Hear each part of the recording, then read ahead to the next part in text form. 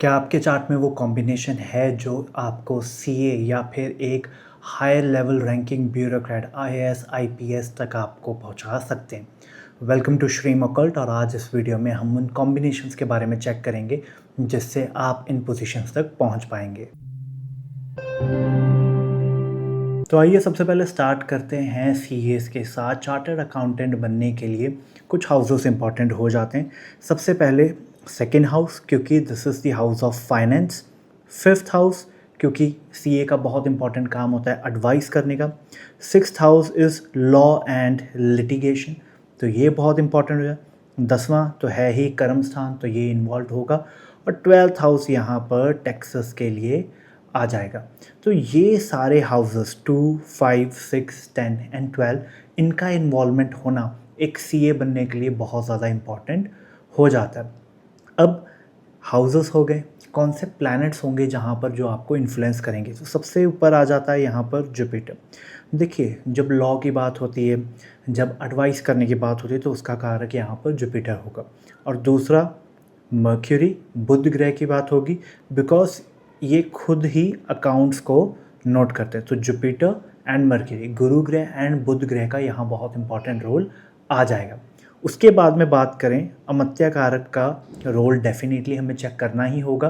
तो अमात्य कारक का सेकंड हाउस के साथ, सेकंड हाउस के लॉर्ड के साथ एक इम्पॉर्टेंट कॉम्बिनेशन बनना ज़रूरी है, तो ये कहीं ना कहीं शो करेगा। सेकेंडली, इसकी पोजीशन भी बहुत अच्छी होनी चाहिए, जैसे कि ये केंद्र में है, त्रिकोणा में हो, या आत्मा कारक से ये 3-9 का एक्सेस बना रहा हो D9 में। तो ये बहुत सारी चीज़ें चेक करनी ज़रूरी हो जाती हैं, जहाँ से एक हाई रैंकिंग सीए ऑफिसर बनने के आपके चांसेस बन जाते हैं। एक बार हम स्टेप्स को प्रॉपरली देख लेते हैं, फिर उसके अकॉर्डिंग आगे चलते हैं। तो कौन से हाउसेस यहाँ पर आने वाले हैं फर्स्ट स्टेप में? Second house, fifth house and 10th house, और 6 एंड 12 एक्सेस। इसका यहाँ पर इन्वॉल्व होना बहुत ही ज़्यादा ज़रूरी हो जाएगा। सेकेंड लेवल पे हम बात करेंगे प्लैनेट्स की। सो मर्क्यूरी एंड जुपिटर, इनका एक इम्पॉर्टेंट रोल आ जाएगा, बट साथ में एक इम्पॉर्टेंट रोल आएगा मार्स का एंड सैटर्न। अब मैंने यहाँ पर मंगल और शनि, मेलिफिक्स को क्यों यूज़ किया? देखिए, सीए का एक बहुत बड़ा काम होता है जहाँ पर उन्होंने रिपोर्ट्स को ऑडिट करना है, चेक करना है, टैक्स को मिनिमाइज़ करना है, अवॉइड करना है, ट्रबल को अवॉइड करना है। ये बिना मेलिफिक्स की मदद से नहीं हो सकता। तो यहाँ पर मार्स और सैटर्न, मंगल और शनि का भी यहाँ पर कॉम्बिनेशन इन हाउसेस के साथ बनना चाहिए, फिर जाके कहीं ना कहीं वो उस फील्ड में जाएंगे। थर्ड, ऑफ कोर्स, अमात्य कारक आ जाएगा। अब अमात्य कारक किस डायरेक्शन में उनकी स्टैंडिंग होगी और किस डायरेक्शन में उनकी स्पेशलाइजेशन होगी, ये दर्शाएगा। सपोज़ करिए मर्क्यूरी आ गया, बुध ग्रह आ गया, तो मल्टीनेशनल कॉर्पोरेशंस के साथ इनकी वर्किंग, स्टैंडिंग, ऑडिटिंग होगी। उसके बाद में अगर सूर्य आ गया तो कॉर्पोरेट टैक्स के ऊपर इनका बहुत सारा काम होगा। मंगल शनि आ गया तो टैक्स इवेजन, टैक्सेस के रिलेटेड बहुत ज़्यादा काम हो। तो किस डायरेक्शन में जाना है, वो जो स्पेशलाइजेशन है, वो कहीं ना कहीं अमात्य कारक से आने वाली है यहाँ पर। और अमात्य कारक की जितनी बेटर पोजीशन, उतनी बेटर इनके लिए कंडीशन होने वाली है। ये हो गया। उसके बाद में फोर्थ सबसे इम्पॉर्टेंट, दशा।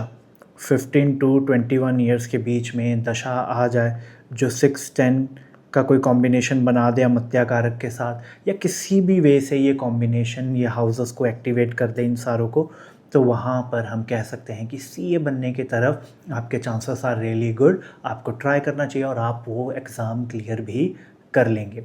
तो ये तो बात हो गई सीए की। अब आगे चल के समझ लेते हैं कि ब्यूरोक्रेट बनने के लिए क्या कॉम्बिनेशंस लगेंगे। एक ब्यूरोक्रेट सर्विस होल्ड करने के लिए, या फिर आईएएस आईपीएस परमानेंट जो ब्यूरोक्रेसी है इंडिया की, या फिर दूसरे लेवल पे जाने के लिए जो ब्यूरोक्रेट सिस्टम के अंदर आता है, उसके लिए बहुत ही सिंपल कॉम्बिनेशन यहाँ पर आपको देखने होंगे। बट इनकी जो स्ट्रेंथ होगी वो कंसिडरेबली हाई होनी चाहिए, फिर ही ये पॉसिबल हो पाएगा।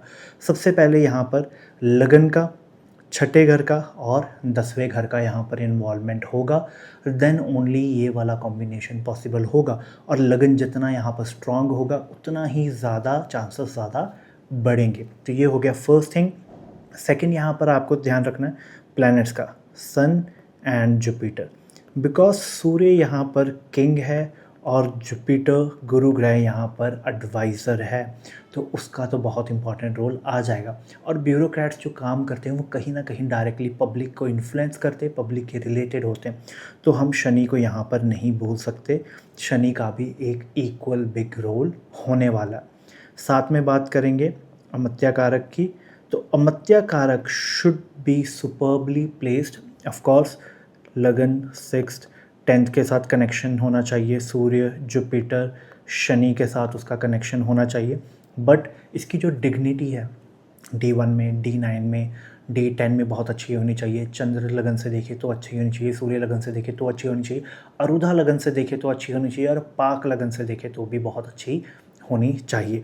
जब इसकी स्टैंडिंग बहुत अच्छी होगी तब हम बोलेंगे कि आप ब्यूरोक्रेट पोजीशन की तरफ, सर्विस की तरफ आप सोच सकते हैं, आप स्टेप ले सकते हैं। तो अमात्य कारक का यहाँ पर बहुत इंपॉर्टेंट रोल आ जाता है, या फिर मैं बोलूँ उसकी डिग्निटी बहुत हाई होनी चाहिए। एक हाई कॉलर पोजीशन, इतनी अच्छी पोजीशन, इतनी अच्छी जॉब देने के लिए, सो अमात्य कारक का यहाँ पर बहुत अच्छा रोल आ जाएगा। देन ऑफ कोर्स हम बात करेंगे दशा की, तो वो तो बेसिक कंसेप्ट में आ जाएगा कि एक दशा अच्छी होगी, सही टाइम पे आएगी, तो ये सारी चीज़ों को वो एक्टिवेट करेगी। तो आज की वीडियो के लिए इतना ही। आई होप कि मैं आपको कुछ नया सिखा पाया। आप लाइक करिए, शेयर करिए, सब्सक्राइब करिए, आगे किसी को ज़रूर ये वीडियो शेयर करिए जिसके ये काम आ सकती है।